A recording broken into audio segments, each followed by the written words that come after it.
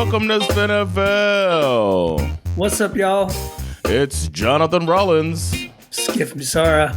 And we are two Americans living in Sweden, talking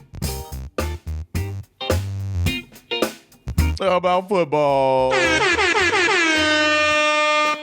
Yeah, man. I'm trying to keep a good mood, hate my life and my team, and feel like it's gonna all get blown up at the end of the season. I hope not, but I don't know, man. It's we'll just focus on the other games. Focus on the rest of the UM is good. UM is good. Thank God. That's true. Yeah. It doesn't feel flimsy. Like there's been years, like in the past, 15 years, there's been years where the U is back is a question, is like a statement out there. Is the U back? And then it falls apart like mid-season. But it feels like it's actually real this year, and I'm glad about that. So well, also because the way they structure college football now with the playoffs, you don't have to live with that guillotine-esque anxiety of knowing that like one loss is going to fuck the whole thing up. Yeah, man. And then just some panel like strength of schedule, all that shit. It's like get to the big show, like the NFL. Get to the dance, exactly, and see what happens. Exactly. But we are coming to you a day late and $1 short. That is my remember fault. that day late and $1 short. That is my fault because Stetson Bennett and myself now have something in common besides the fact that we're from Georgia and that we have all that dog in us. And that's Stetson Bennett. His nickname at Georgia was the mailman because he always delivered. And I am currently now also a mailman. I'm not sure. I've only been there for one day. I can say I'm always going to deliver, but we'll see. I'm going to try. Yeah. I think you're gonna deliver, man. I learned yesterday that some things just can't be delivered. Like it's like an unknown address, and there's a whole process. You got to mark it out and put a sticker on it, and So technically, some things just cannot be delivered. Well, good, man. I don't know if you consider that good, but I'm glad you got something fresh. So it's like a new thing to do, right? Doesn't it feel good? I think probably what's going to happen is that I'm going to work there like 2 or 3 days a week. And I have already, just in the one day that I've trained, I already have like 5 episode ideas for a workplace comedy TV series. So it's like, has there been one about mail carriers? No, I've researched it just this morning. There's no workplace comedy about postal workers. The life of an artist, man. A creative. I'm telling the life you, dude, of a creative, man. The stories that I heard just in one day are like comedy gold. You know what I can see? I can see some show of like, because they do. I've seen like during these games, you get to see them, putting these ads, advertising these shows, and on CBS, that's for old people. So they have the one guy who's like, they always have these people who are in positions of authority or like, helping people, and they've done the firemen, they've done police, and they've done like FBI, you know what I'm saying? But now they're getting to like, there's like a forest guy. Have you seen the one where there's a guy who like goes out into the forest? I don't know if I forget what it's called, but he's like helping somebody who's like caught hiking, Right. Shit like that. It's like that's what imagine the mailman who's like solving. Former FBI agent in his retirement is now working the mail circuit. And all these dramas happen in his community that he must solve. There's a lot there, man. There's meat on the bone. Absolutely. I gotta say something, man. Last season, week 5 was definitely, you can't get any better. We nailed every prediction on Flip 'em Pick 'em. And this week 5, 2025, may be our worst ever. Yeah, We got five right out of 14 games. We got 5 right. Yeah. Both asterisks nailed. Interestingly enough, yeah, the asterisk lives. I somehow won the week, but I don't know. This is a very interesting week of football. We saw a lot of blowouts and, a couple of upsets. We now have there are no more unbeaten There's no more teams, undefeated teams, correct? Yeah. So the Dolphins, the 72 Dolphins got to do a toast. It's so fucking annoying. Don't even film it. I mean, let's get into it. Yeah. Thursday Night Football. Shocker. A little bit of a shocker. I learned after the fact in an interview with that Kyle Shanahan is a great coach? Oh, well, sorry. Apparently, Shanahan was pissed about the point spread. Wow. Mac Jones, in his post-game interview, said that Shanahan had come up to him the day before the game. He was like, have you fucking seen this? Have you fucking seen the point spread? Like, he was pissed, bro. Wow. I never thought about gambling bulletin board material. And Mac Jones was like, honestly, he's like, I don't usually think about that kind of stuff. Like, I just kind of go out and play. So, like, he came at me like all like, house on fire. And I was like, oh, yeah, that's crazy, bro. Crazy. But apparently Shanahan was fucking pissed. I love it. And it was the Rams in some ways kind of beat themselves. I mean, there were a lot of dropped passes, a lot of missed tackles, a couple of fumbles, including the huge goal line fumble by Kieran Williams. They had another blocked kick. Yeah. I think the Rams lead the league in kicks that have been blocked. I think it's at least 4. There were 2 in the game with the Eagles. Is this the best head-to-head quarterback performance of the weekend? Perhaps. No. So what are we talking about? It's got to be. Well, it's a toss-up between these two and Sam Darnold and Baker Mayfield, just fucking going blow for blow too. Yeah, that's true. But the stat line: Matthew Stafford almost breaking 400 again, and then Mac Jones almost broke 350. The game ended kind of anticlimactically. Yeah. Obviously, it's overtime. Yeah. The 49ers have already kicked a field goal. Yeah. I support the idea that McVay decides to go for it on 4th and 1 in overtime. You're in the red. Because honestly, fuck Lovie Smith and his desire to get a tie. In an ideal world, you don't want a loss. You want to win.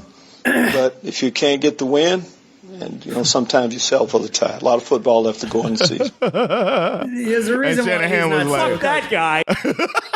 Yeah. Plus, if you think about it, there's still like 3 minutes there's still like over 3 minutes left on the clock. So even if they had kicked a field goal, the 49ers could have just, especially now with the kickoff rules, like 1 or 2 plays, you're already in field goal range. Or a bad kick, a mistake, kick it out of bounds or something. They're at the 40. Yeah. It's just unfortunate that they weren't able to get 1 yard to win this game. Yeah. I honestly think I'm just surprised that the 49ers were even close enough to be in this situation, considering their injury situation, and also considering probably the weirdest stat, which sometimes you hear a stat that's like it just doesn't compute, it doesn't make any sense. Somehow the 49ers with Christian McCaffrey are still the only team in the NFL that does not have a rushing touchdown. How is that possible? Because teams are stacking it up because they got Mac Jones back there and people not respecting the God. Like the God himself. I mean, he went off, bro. He went off. 33 for 49. Balling. I was so shocked that he was balling like that. It was a true.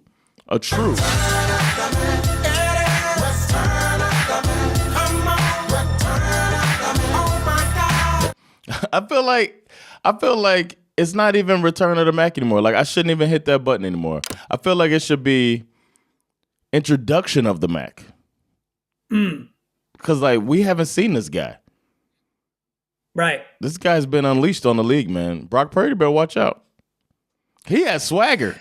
He had swagger this game. Well, Purdy's more mobile though. So, but Mac Jones has some swagger. I mean, he still has a frat boy, entitled face. But other than that, I'm a fan. I think that he's probably going to be obviously the next, or he'll certainly be seen as the next potential Baker Mayfield, Sam Darnold situation. Reclamation. Geno came came into a bad team that was kind of in transition and in turmoil, didn't get a good shake at it, but he's actually a good quarterback. I don't know. That remains to be seen, but he balled the fuck out in this game. I can say that. Would you say he's a Carson Wentz? I would like to think it's so hard with Carson. It's so easy to make fun of Carson Wentz. Yes. And it's so easy to forget that, the year that the Eagles won that Super Bowl, I mean, he was basically the league MVP until he got hurt. Yes. Won my fantasy that year. He's never really been the same since. No, neither has my fantasy. And, this London game between the Vikings and the Browns, and Vikings won 21-17, real banger of a game for our friends across the pond. After the Cam Akers touchdown pass to Josh Oliver, which was hilarious, this game kind of fell off a cliff. Riveting first half that, after trading the touchdown drives, went punt, punt, punt, punt, punt, punt, punt, field goal, end of half. Game stayed tight in the second half, but, to be fair, when the game was on the line and they needed to win it, like Carson Wentz threw a beautiful back shoulder ball to Jordan Addison. That gave them the lead with only 25 seconds left. And, asking the rookie Dylan Gabriel to lead a game-winning drive with only 25 seconds left on the clock is kind of a little too much to ask. Should have put in Shador. Well, it's so stupid. He's going to be in the huddle, not talking. He'll just exactly. I actually think he played pretty well, Dylan Gabriel. I think he played, he did what you would expect for a rookie to do, or actually he did better than your average rookie would do in their first NFL game. And he played within the offense and did precisely what he was being asked to do for the most part. And he didn't lose them the game, Right. So I don't know. I mean, we'll get to there's some other discussions we can have about Shador later. I kind of wanted to save that for when we do the news, because it's, I don't know, it's just like a twisting story. Okay. Somebody who appeared up and ready for Sunday football, fucking Jonathan Taylor with the hat trick as the Colts just absolutely steamrolled the Raiders 40-6.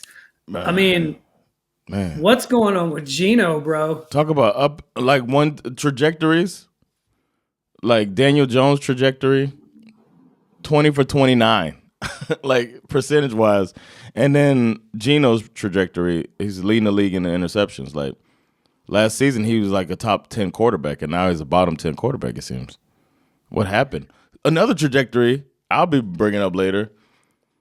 Pete Carroll, man. We've seen this with some returning coaches.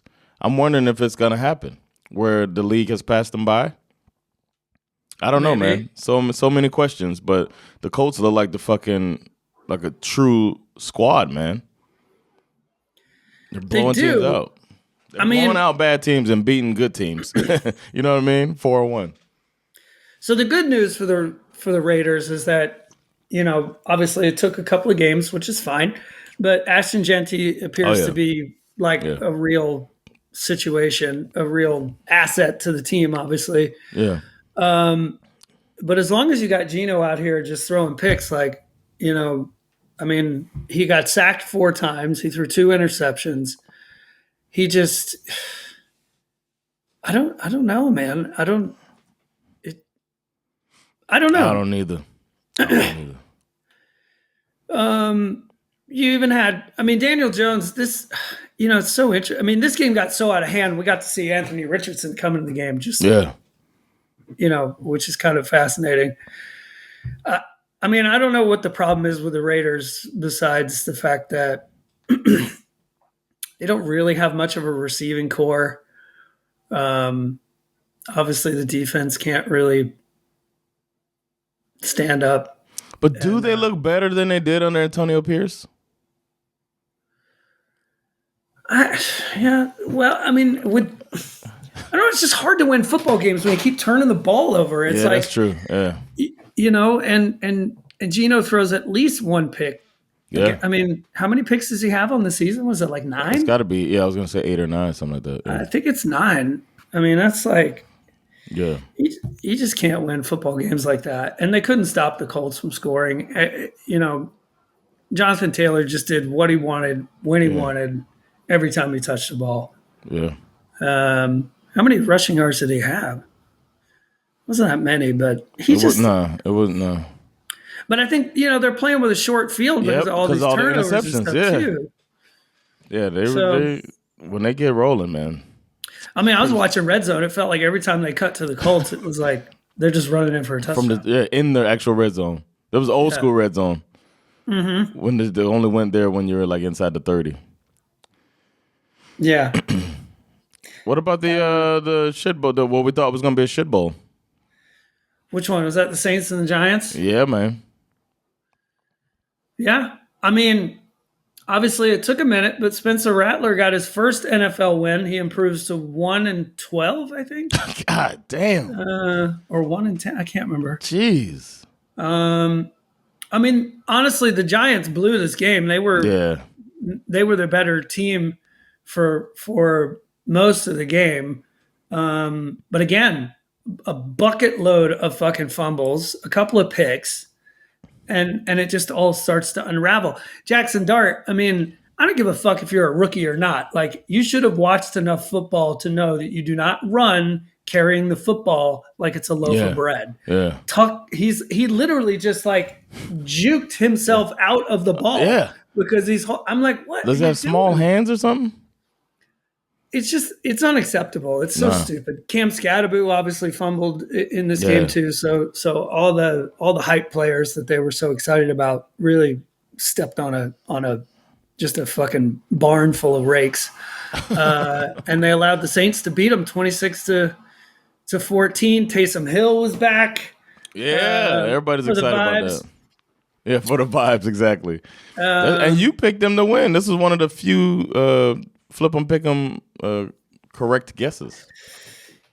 I mean, my thought process going into it was that it can't be the case that the Saints are going to win 0 football games, and if they're going to win one, they might as well be against a team like the Giants, which are obviously not contenders.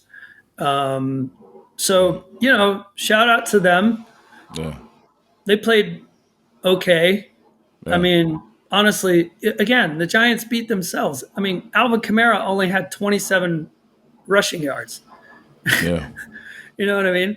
I mean, Rashid, they had that deep shot to Rashid Shaheed. That was the only big. That was beautiful though. Play that they had. Oh. Aside from that, none of they only had one receiver who broke 50 yards. So it's not like the Saints they didn't play that great. I think the Giants just fucking kicked themselves in the nuts, really. Yeah. How about the one winless team? Are they the only winless team, the Jets? I believe the last so. one? I believe so. Went up against the Cowboys, who are used to giving up a lot of points. But they lost 37-22. But Justin Fields had himself a pretty good day, man. He did. He had to claw his way back into this one because, the Jets defense allowed the Cowboys to score 20 points in the second quarter. So this was a bit of a beatdown. Yeah, it was. Early, which gave the Cowboys some room to kind of close out this game. The Cowboys are, the perfect fantasy football team. Yeah. You know what I mean? Because they're always going to have to score points. They're always going to have to score 30 plus points to win football games. Very rarely are they going to have a lead. So, everybody in the sort of fantasy football universe just went off. Javonte Williams continues to be great. Dak Prescott was fucking slinging it. He had 4 touchdown passes. Yeah. My man, former Bulldog George Pickens, made a beautiful touchdown catch. A couple of nice catches where he was like, the defender's like holding his arm and he still manages to haul it in. He's looking like a true one, man. Yeah, exactly. He's more of a, to me, he's more of a one than CeeDee Lamb. Yeah, especially since, CeeDee Lamb mostly gets used as a slot receiver. Right. It's like a true, it opens things up for Lamb too, man. I saw a really funny interview with George Pickens from last week, the game where they tied. Mm-hmm. It was right after the game, and he was still in shock because he didn't know that the NFL had ties. Why does this happen every year, man? They need an orientation process. He was like, I grabbed my helmet after they tied the game because I was like, okay, we're going back out on the field. And everyone was like, no, bro, it's over. He was Locker like, room, bro. Why? Who the fuck is Ryan Flournoy? That's a good question. God damn. The Jets, man, we thought this defensive coordinator was going to come in. Who's going to come in and be like, well, at least they'll have the defense down. And then a guy named Ryan Flournoy, who I've never heard of, has over $1 in receiving yards and averaging 19 yards a catch, man. Talk about shit got learned. Yeah, learn who Ryan Flournoy is. That's crazy, man. He's from Hazel Crest, Illinois. Damn, they couldn't even get a Southerner to come in and do him like that. Hazel Crest, Illinois. He went to Central Missouri, Iowa Western, and Southeast Missouri State. No wonder they weren't ready for him. There's no scouting report on the guy. He's a 6th round pick. Damn, his agent is probably going nuts right now. Ryan Flournoy, that's hilarious. Hey, they just need an opportunity, man. 114 yards on 6 catches. That's crazy. Yo, let's bring up some asterisks. Huh? Let's do it. I agreed with this asterisk. I was feeling quite reluctant. I'm always kind of stuck between sometimes when I see a game like this, Broncos versus Eagles, there's been a lot of question marks around the Eagles offense start of the season. And I had a strong feeling they could lose this game, but I allowed my head to sort of pick this one instead of my gut. And I was wrong, and you stuck an asterisk on it. And Broncos won this game 21-17. To be fair to the Eagles fans, there was some terrible officiating in this game towards the end. They got robbed pretty hardcore. There was a roughing the passer call that was, in my opinion, not a roughing the passer call that kept the drive alive for the Broncos.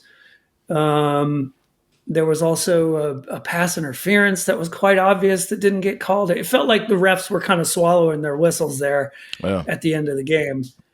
And the Eagles, to be fair, if you don't want to be in that situation, then you need to play up to your potential and not be in a 1-score game kind of situation that will allow the Broncos to come back and bite you in the ass. Because honestly, they kind of had the Broncos dead to rights for most of this game. They just weren't putting the points on the board to do it. And then they allowed the Broncos to score 18 unanswered points in the fourth quarter. And that was kind of all she wrote, really.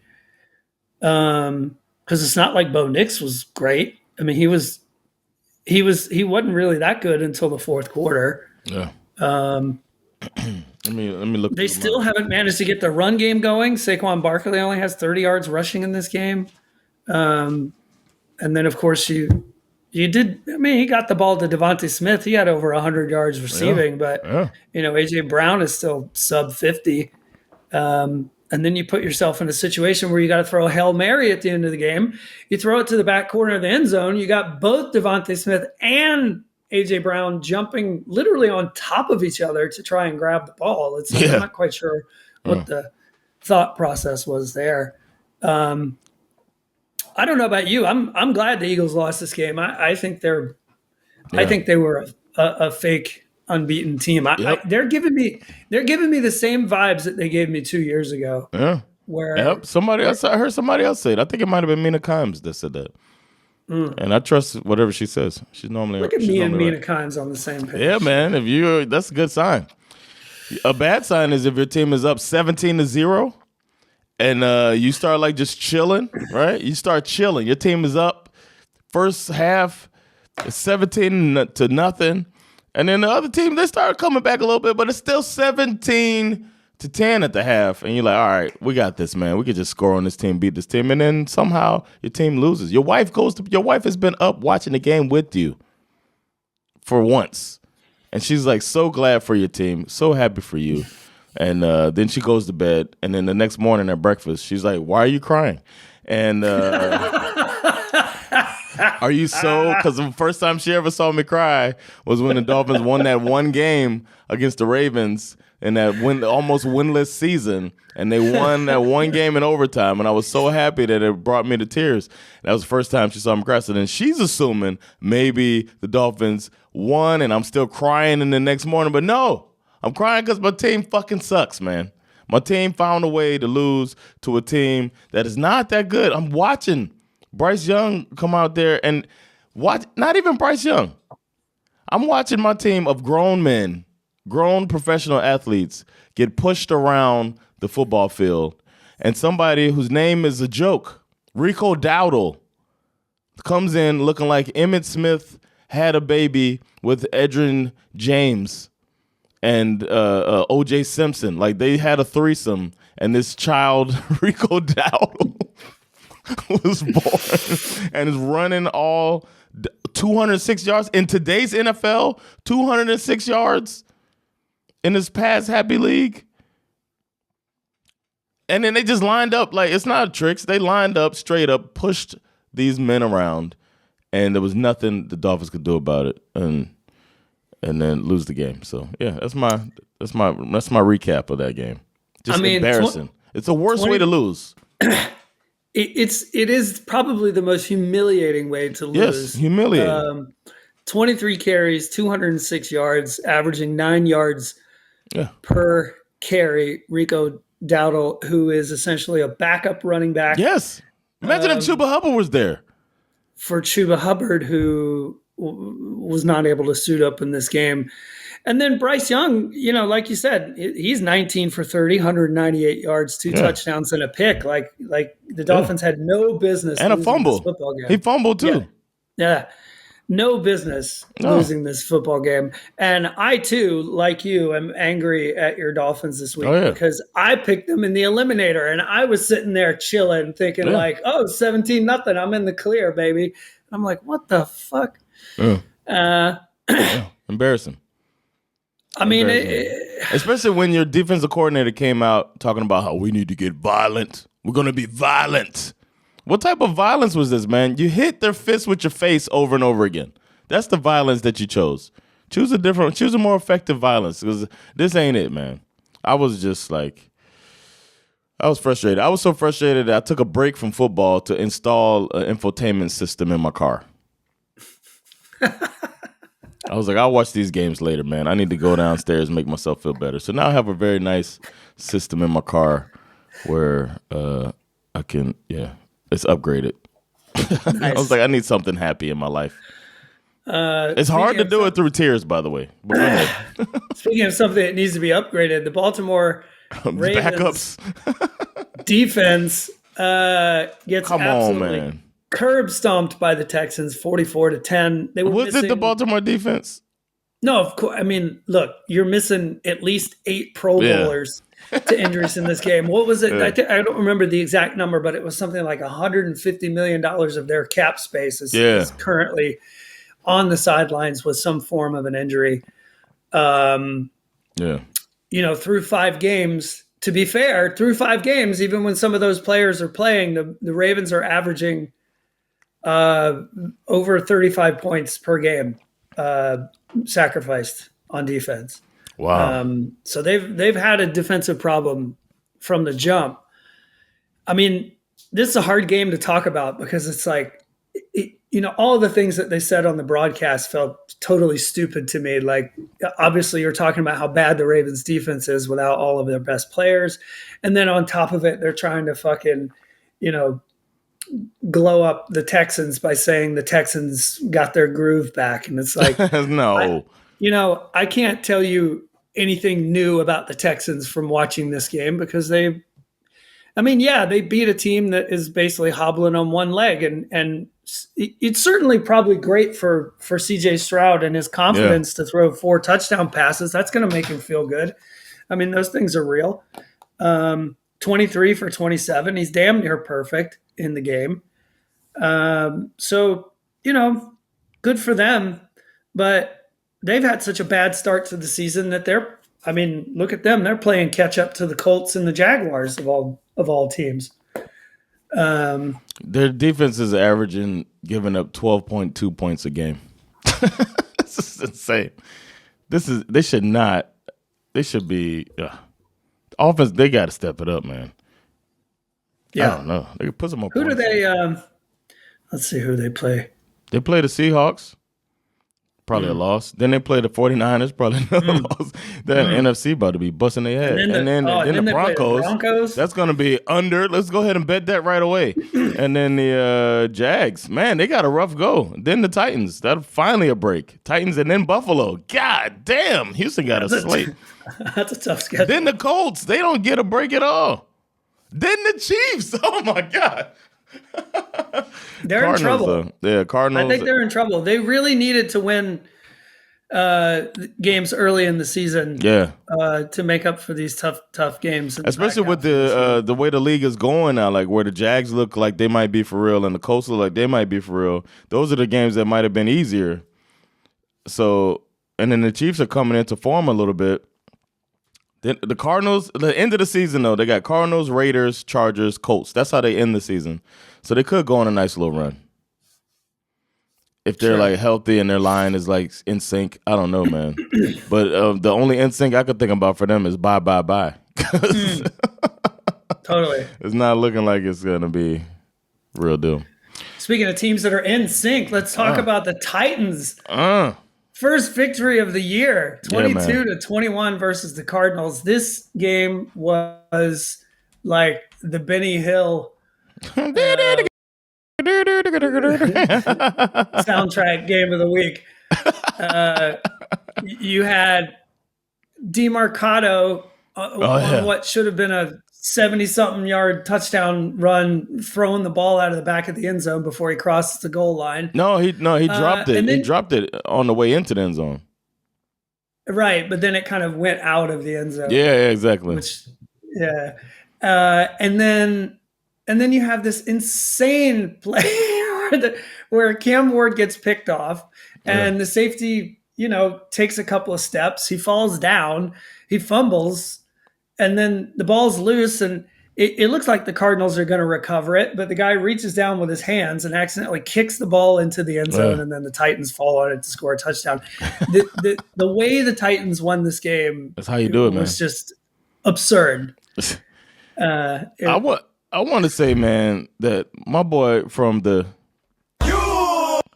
Cam Ward, the way the ball comes off his hands, God. Like if they could put a team around him, it's like they talked about how he wasn't spoken about a lot, but the way he throws the ball, man, I don't know. He had a lot of yards, but an interception, no touchdown. But I think he could. They got to build around him, man. I don't know, man. You don't like the coach, right? I don't. I don't like the organization. I think I've read enough about the Titans organization to know that this is one of those dysfunctional organizations that does not know how to make correct football decisions. The only reason they were good when they were good was really because of Mike Vrabel, period. Yeah. He was the only reason the Titans were good. We're seeing proof of that too with the way the Patriots are playing. Yeah, and I think that just about every Titans coach that we've seen proves that. So I don't expect. To me, Cam Ward is one of those guys that unless they get a really good coach in there who knows how to run a football team, he's going to be another one of these reclamation projects who's really not going to be good until he lands on a team that doesn't have their head completely up their ass. How much longer for this Kyler Murray experiment? I feel like it's over already. To me, this year, we always do the coach hot seat episode. To me, he, as far as players are concerned, he's on the hottest seat. He's done. I don't think they're going to bring him back. I don't know where he's going to go, but he'll move around the league. He doesn't have to be out of the league per se. Some team will convince themselves that they can win football games with him. It doesn't seem like he seems like a prime candidate for a starter and then out of the league. Because it doesn't seem like the type of quarterback that can be a journeyman backup.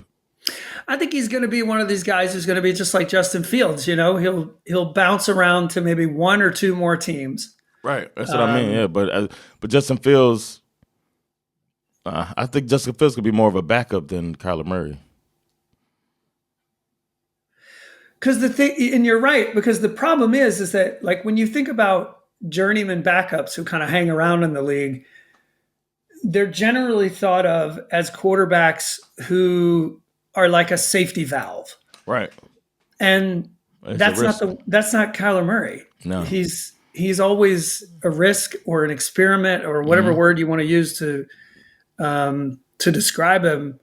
And also, as much as we love quarterbacks who can run, unless you manage to evolve your game like Lamar Jackson has, there's a shelf life on running quarterbacks. There just is. And journeyman backups are normally like cerebral. Right. And I don't get that vibe from him. Like a Josh Dobbs or even like Trubisky. You know what I'm saying? They can just go in, learn the system, be ready to come in and keep it steady for temporarily. And that's not. Yeah, that doesn't seem to be what he is, and especially when remember when he was under Cliff Kingsbury, and they were like, "This dude's not studying; he doesn't know his shit." So I don't know, man. Maybe that could be his focal point because, like, he's got to start. I would think that his team, should be telling him, "Hey, man, you got to be all over that shit." Remember when Deshaun Watson was like trying to prove during the press conferences that he could read defenses and stuff like that? Yeah. It's going to be, he's got to go into that mode, I would think. I don't know. Maybe I'm wrong. Maybe he's going to light it up, but he's still fun, but it's like not the good kind of fun. I'm with you. I don't see it happening. I think the clock is ticking on his career in Arizona. I don't think you're going to see him there next year. What about the best player in football? You think you're going to see the best player in football at his It really does have to be said. There is something about this guy. He is just great. It's like He's all it. All it factor, right? I feel like that nickname that they tried to put on what's his name? Johnny Manziel, Johnny Football. Yeah. Baker like football. Baker just is fucking football, this guy. All intangibles, yeah. The thing that was the most fascinating, obviously, going into this game is that you have, Baker Mayfield and Sam Darnold, both of which are cast-offs from the Carolina Panthers, right? You've got these two legitimate starting NFL quarterbacks just making the Panthers look like idiots. You had both of these guys in the building. And it's just, again, back to like what I was saying about the Titans. It's stuff like that just shows you like, there are certain organizations in the NFL who should not be taken seriously because they don't deserve the respect because of the way they manage their football team. To me, visually and aesthetically, everything about this game was just like you could see my heart on from space, like the way these two teams were playing against each other, and also the fact that both teams were wearing their throwback uniforms. I was just like, all in for this, bro. All in. It was so cool. It's great. It's game of the week. And honestly,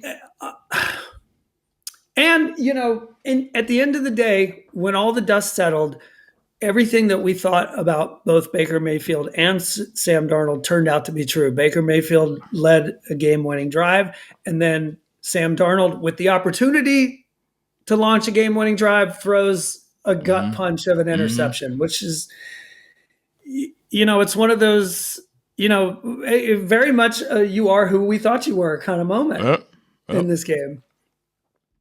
Yeah. I mean, there's like nothing bad to say about this game. Like everything was fucking great. And both teams should feel good, man. Seahawks are 3-2. Bucks are 4-1. They went up against each other. Best man won. If they go against each other 10 times, it's probably 5-5. Two of the top teams in the NFC right now.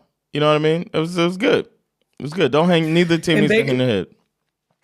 And Baker has become one of these quarterbacks who, as much as I want to, the cynic in me, and obviously the Falcons fan in me, wants to say, the fact that they keep winning these one-score games based on a Baker Mayfield game-winning drive, like it's not sustainable.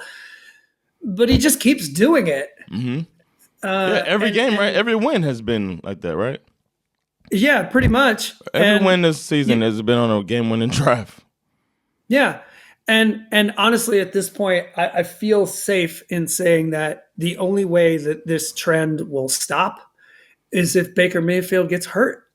That's it. Yep. I don't think he just has too much.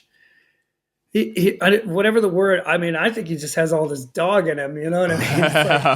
Like the MRI confirms that this guy might have like a pack of wolves inside of him. You know what I mean? Yeah. It's like he's crazy. Yeah, that's great. Yeah, he's amazing, and also like super fun to see how well this Emeka Egbuka, like he's the fucking real deal. And Mike Evans is coming back like soon. Yeah, he's doing without his top receiver. 7 targets, 7 receptions, 163 yards and a touchdown. It's insane. Like, that's a good day. Yeah, it's great. I was surprised the Bengals put up 24 points on the Lions. Yeah. But it was all kind of garbagey. It was all garbage time. Most of them came in the fourth quarter. Yeah.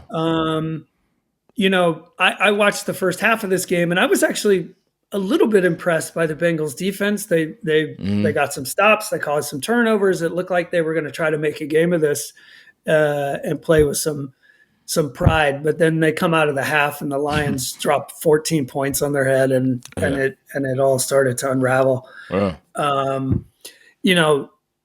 The best part about this game is obviously, and I didn't know this, but David Montgomery is apparently from Cincinnati. He played high school football as a quarterback in Cincinnati. So, of course, what does Dan Campbell do? He draws up a wildcat snap direct to Montgomery, who throws a touchdown pass, to a tight end that you'd never heard of before. I mean, I was just like, this fucking guy. I love Dan Campbell, man. He's Baker Mayfield as a coach. He is kind of. Can you imagine if those two wind up in the same room? Oh my God. It'll be too much testosterone. It'll be a fucking, you'll expect Frank Thomas to come in talking about, she'll like it too. Fucking testosterone commercial. It's insane, man. It's never going to happen, but God, it would be crazy. Yeah. That'd be dope. And Amon-Ra with another, I mean, is he top 3 receiver in the league right now? Sure. It's probably him and Puka, I would imagine. I think Puka leads the league in yards, but I think Amon-Ra is probably right behind him. Puka just he made sure to get just enough yards so that we lose that leg of the parlay as well. Yeah, I really like how they got it. I feel like Sam Laporta is having a much better year this year than he had last year. Mm-hmm. His rookie season, he obviously broke out. He was phenomenal, and last year, not so much. But it feels like he's back, Laporta. He had a really good game. I think it's because they've been targeting Jameson Williams. Like, teams have to adjust, man. It's like pick your poison almost with this team. Yeah, totally. Bro. Ben who? Mm-hmm. Mm-hmm. The Chargers, man, that's 2 in a row they lost. This time to the Commanders, but they only put up 10 points, man. What's going on with the Chargers? Well, I think they a little like they're not as bad as the Ravens, but they're dealing with some injuries, especially on their offensive line. Oh, the line, yeah, Joe Walt, yeah. They looked pretty good early, but then they allowed the Commanders to kind of crawl back into this. It was tied at the half, and then they just couldn't really put it together in the second half. The Chargers didn't score a single point in the second half. Jaden Daniels looked good in his first game back from injury. Yeah. And, what's his name? The rookie, Ja'Cory Krosky Merritt, had a really nice breakout game with 111 yards and 2 touchdowns. Also, the Chargers lost Amarian Hampton in the middle of this game to an ankle injury, which wasn't good because he's been playing lights out. He's on my fantasy. Just throwing it out there. Quentin Johnson finally had his comeback to earth game. Didn't really play super great. The Chargers, by and large, kind of fucked themselves in this game with penalties. In the first touchdown of the game for them, they finally threw the ball to my man, former Bulldog Lad McConkey, which was great. And then later in the game, McConkey again runs a punt back for a touchdown, and you're thinking like, let's fucking go. And then it's like, oh shit, there's a flag on the field. So they take that one away. Yeah. And they just had a ton of like undisciplined penalties. I think partially because they've got a lot of guys in there who are second string players right now. So it wasn't their best effort. I'm not really sure how I feel about them moving forward because this game felt like the Chargers were like kind of chargering a little. Yeah. And whereas like through the first couple of weeks of the season, you start to get the feeling that maybe they're kind of moving on from that. But luckily for them, next up they have the Dolphins. Yep. So that should be a get right game. Yeah. My team is turning to the get right team. They the Miami get rights. They next season. I feel like this might be one of those things where they're having like a low key season from hell, where we didn't have high expectations for them, but then they came out of the gates pretty hard. Beating the Chiefs early, and it's like, okay, these guys might be for real. A little injury bug. Then we take them for granted, and then next season they fucking snatch it, like surprise us all. I got a feeling like that as far as a future narrative, or they turn it around this year, but I don't know, man. Based on history, it's just so hard to trust the Chargers. It just is. Yeah. I think it's a different team. I think it's different with Harbaugh. Remember that 49ers? Remember 49ers coach was fucking Mike Singletary's crazy ass. and then Jim Harbaugh came in there and, once they fired Mike Singletary and turned that thing around, man. I can't unsee this meme that popped up last year of the Chargers logo turning into the Falcons logo. So I just feel like I understand who the Chargers are based on my own Falcons fandom. So we'll see. I think this next game should give Chargers fans hope that we're going to talk about, because this team looked like Dookie last season, and they brought in somebody to right the ship. And now Mike Vrabel has his team ahead of schedule, where the Patriots are 3-2 and beat the division bully Buffalo Bills 23-20. So it'll be Mike Vrabel effect over in LA. They already look way better than they did at any time under Brandon Staley. So might be that. But yeah, shout out to the Patriots, man. They look like they're gonna be around, man. Stephon Diggs revenge game? I didn't think about that. 12 targets, 10 receptions, 146 yards. He wanted to win this football game big time. Yeah, and the Bills aren't. McDermott is a defensive coach, but the Bills always are mediocre on defense. Like, that team is carried more by Josh Allen than anything, man. And and this night they couldn't fully put them away. But the defense, it comes up mediocre every season, it feels like.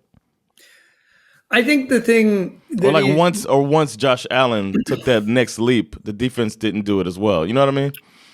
I think one thing that the Patriots probably exposed here was, if you can stop the Bills from running the football, which for the most part they did. Yeah. James Cook did not have a great night. They did not let James cook.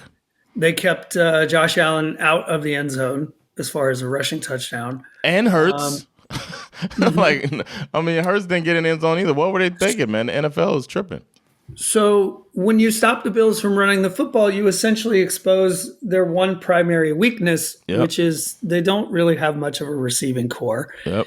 It cannot be part of your offensive game plan for your tight end Dalton Kincaid to have 108 yards receiving. And then outside of that, you got all these guys, Keon Coleman, Khalil Shakir, Curtis Samuel, Joshua Palmer. Like, why is he even still playing football? You know what I mean? None of them broke 50 yards receiving. So that feels like the way to beat the Bills. Yeah. Yep. The only thing I hate about this game is that I don't, the Bills play the Falcons this coming week. Are both of our teams get right? This Falcons off a bye week, man. They'll be all right. I mean, it's Falcons off a bye week, but the last team you want to play coming out of the bye is the Buffalo Bills getting beat. You know what I mean? It's like So, but the Patriots good job by the man. Patriots. Yeah. Patriots are looking like a competent football team. It's too bad the Tennessee Titans don't have a coach like Mike Vrabel. Because he seems like he's a good coach. It seems like a good coach, man. Yeah. It's crazy. Another good coach, Liam Cohen, man. Is he out here? Is he out here knocking these legends out, man? He's out here ready to fight Robert Saleh last week after beating the Shanahan genius from Succession. And now going after Andy Reid and company, 31-28, man. Making Trevor Lawrence tried his best to lose the game, though. But, that's his thing. That's his thing. To be fair, Travis Henry even has some moments, too. To be fair, T-Law and Associates, they went toe-to-toe with the Chiefs all night long. They did. Mahomes made some mistakes, too. Yeah. He threw that really long, a 99-yard pick six. Yeah. Yeah, they could not, that's true. That flips the game pretty much, yeah. Because they were in the red zone. That's a big turnaround. At least huge. 10-point turnaround. The Jaguars, they're another team. To me, the Jaguars fall into the same category as the Falcons and the Chargers. You just can't. They're a hard team to trust. Yeah. I'm joking about Cohen, by the way. Yeah. Obviously, despite the fact that they're 4-1, they are a difficult team to trust. That's a fake ass 4-1. If the Eagles are a fake 4-1, then the Jaguars are. But the thing is that when you play in a division that's as bad as the AFC South, when you start the year 4-1, that can make the difference of you making the playoffs. I would like to argue that maybe the AFC South isn't that bad anymore. Oh, okay. Maybe they're not that bad anymore. Texans are pretty dangerous. Their defense is good. Their offensive line is shitty, maybe the worst in the league. But they can. If you don't hold them to under 15, you might lose. So they're that little dangerous in that respect. And then the Jags are the Jags, and then the Colts look like one of the best teams in the AFC right now. Yeah. There's one bad team in that division right now. And now you have the Titans on the rise? No, the Titans are the one team that's bad. The Titans, they forgot. They remembered they're in the AFC South. The other teams didn't. Yeah. The Texans just have I don't know. Their offseason moves created the situation they're in, I think. But they went in there like, yo, we're good. We fired the offensive coordinator. we got rid of our best offensive lineman. We're good. And now they're realizing that they're actually not. Morgan Freeman has stepped in. Actually, they are not good. Yeah, the Titans are like that one girl at the trailer park that doesn't have an internet connection, so she doesn't know like how to sort out her glow up situation. Exactly. Everyone else is like kind of evolving and watching their makeup tutorials, and this girl's just like, Not her. Damn, what's going on? Not her. Yeah, that's it then. That was. I'm not worried about the Chiefs, by the way. They had their moments of looking great. They did shoot themselves in the foot and lost to a competent Jaguars team. And then still shout out to Liam Cohen for having the team in position to take advantage of it. So that was it, man. I think you're probably right. I think, the rest of their division is also struggling a little as well. So they're still poised to make a run, I think. Yeah, I think we're due to make a new bet too on the division because our bet's definitely not going to hit. Hey, so I want to remember everybody. We didn't officially put an asterisk on this, but I thought the Jaguars were going to win the AFC South. We bet that. I put your bet in. Remember, we did that. We made our separate bets for the ones that we thought. So who knows, man.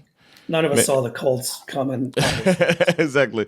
Colts look for real, too. It doesn't look like some bullshit. But they're beating bad teams, but that's what you're supposed to do. Exactly. Who's your real MVP? I'm going with T-Law. Really?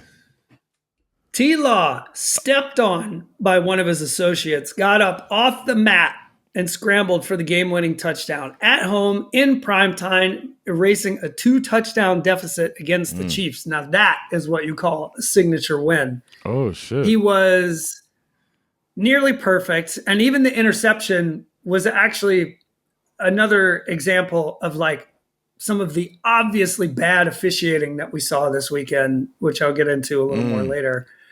That pick shouldn't have been a pick. It should have been a penalty. Because the receiver got it was like a pick play in basketball. Yeah. Should have been a pass interference, but no matter. Not even the refs could dim. Yeah, exactly. Not even the referees could dim the sparkle of this Georgian giraffe who looks like a drag version of Sarah Jessica Parker. Is it early for me to say that T-Law is finally living up to his expectations? Yes. But he quietly has the Jags playing good football, winning football games. They're 4-1, and they are currently locked in a 2-horse race for the AFC South with the Colts. So for that, I'm making you the real MVP. All right. Well, mine I got to see up close and personal, and it's something you don't see nowadays. 200-plus yards in this era of the NFL is insane. So I got to say, Rico Dowdle is the real MVP this week. I watched it. They couldn't tackle this man. They sent all 11 players. People ran off the bench and tried. Mike McDaniel got in there as well. Nobody could tackle this man, no matter what happened. So it was very embarrassing. It made me hate my team, hate my life, hate my wife. I did not like anything at this night because of this man. Rico Dowdle, who I listened to a Dolphins podcast, a guy I respect so much, a tape head like myself, Travis Wingfield, and he was talking about how thankfully Chuba Hubbard's not going to be in the game, and we're going to win this game because Rico Dowdle can't read his keys and he can't do this and that. There's so many indicators that he can't do anything, and he shut Travis Wingfield up by running for 206 yards. So that said, Rico Dowdle, it hurts to say it, and I'm going to say it with the same tears that Kevin Durant said it. You the real MVP. My trash, Raiders, man. There was so much hype coming into this year.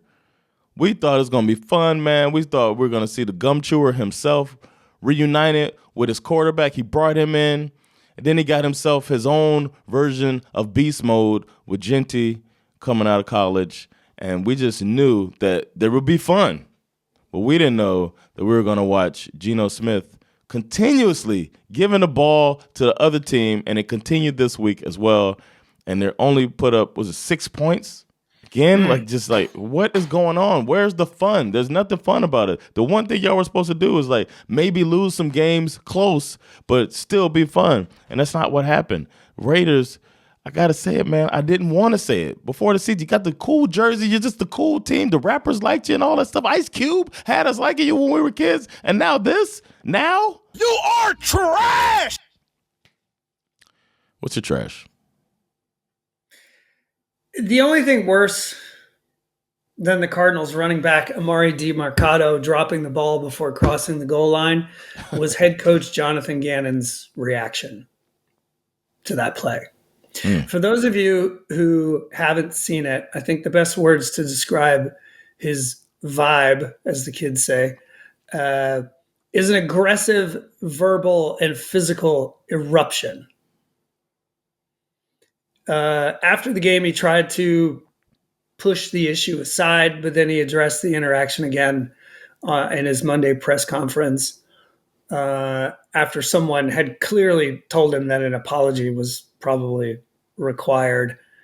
He's all up in his face. Really? I didn't see this. You know, he's all up in his face like a drill sergeant, and he even like pushes him and like slaps him on the chest, and like you can tell he's fucking pissed. I'd love to know what he actually said to him. But in the apology, Gannon used a phrase that always throws up red flags for me. So suddenly, after saying, "Oh, it wasn't a big deal. Nobody needs to worry about this," he comes in on Monday morning and says, quote, "I woke up this morning and I didn't feel great about it. Honestly, I just told them I kind of let the moment of what happened get the better of me there. Obviously, I tried to be emotionally stable and calm because my job is to solve problems during the game, and I tried to lead the charge on that. And here's the part that always annoys me. It's not really who I am or who I want to be." Isn't that when it shows who you are? When the shit hits the fan, that's when we find out who you really are. Yeah. And I just think it was a bad look by him. Obviously, the league agreed because he's been fined $100,000. Jeez. You should see it, bro. It's like it's not terrible, but it's like it's just not the way. These you're grown ass men. He knows he made a mistake. Yeah. You know what he's got to deal with it himself too. Yeah. So I don't know. I just did not like that look on the sidelines from him, and I think it's just an example of really, kind of bro culture, douchebag, inappropriate leadership. And so for that, Jonathan Gannon is my trash. You are trash. Wow. Yeah, and especially keeping that in the apology. Nah, just eat it. My shit got learned. I kind of touched on it a little bit. Is that the Texans are in big trouble, man? The schedule does not look friendly. And this isn't a preseason, based on last season's record analysis. This is the league as we're seeing it develop right now. The Texans are facing some teams that are going to make it hard for them to dig themselves out of this hole that they put themselves into. And that their defense, as the league goes, is normally you start getting some injuries and start like losing a little bit of that effectiveness throughout the season. So it's going to be a rough one, and the Texans might end up with a losing record is what I'm thinking, the way that it's looking. So I'm hoping I'm wrong for Texas fans' sake, and I really like D'Amico Ryans and the team, the way that they turn things around after having a bunch of shitty seasons. But this season looks like they might not be able to salvage this one, man. So that's the shit that I learned. What's Good point. I learned that the one problem with the NFL that will always find a way to creep its way back into our agitated brains did so in Week 5. And I'm talking about the officials. There were a rash of head-scratching decisions this week. You had obvious late-game pass interference calls. You had Bryce Young's obvious intentional grounding that was not called, and then it was called, and then they picked up the flag and decided not to call it again. Yeah. There were 2 games where the ball struck the sky cam. 2. And the refs failed to follow the rule of treating the down as a do-over. Yeah. It's clearly stated in the rule book. Luckily, one was in the Jets game. the one that was the most kind of annoying, even though it didn't wind up having an effect on the game, it was the Vikings field goal kicker who hit the wire for the sky cam. You can see it in the replay, and they just missed it. Not to mention the fact that they continue to pretend that having a chip in the ball is some kind of improvement to the game while sweeping under the rug the fact that the ball is still being placed on the spot based on the eyes of the referee. It's so stupid. The technology to fix these problems exists. Every other sport is using it to good effect, and at some point the NFL will do the same. But for now, we are stuck with this charade of competency for the foreseeable future. It's fucking stupid. Especially when I want to throw in the fact, because I love this point that you're making, man, especially with the fact that they refuse to fully employ the referees. Exactly. So if you're going to not employ them fully and you have ways to make it easier for them to do the job and put less responsibility on them, take advantage of it. But you can't do both, man. It's like you don't have your cake and you don't want to eat it either. It's like it's weird. It's weird. The chip in the ball thing, like during the commercial, we always see these AWS commercials during the game of how they could track all of this stuff and they could do all of this stuff technologically, but you can't get the most important thing right while also emphasizing gambling as much as you want. We're supposed to trust that this shit is right and we've got to put our money out there. It's all just so stupid. All right, I'm gonna put some Speck out there. You mentioned it too, because we're always side by side on this stuff, man. Our periods are synced. But the Speck I'm putting on is Stefon Diggs, man. In his revenge game, he's over 30 on the quote unquote wrong side of 30. It's supposed to be over for this guy. It's his third team too.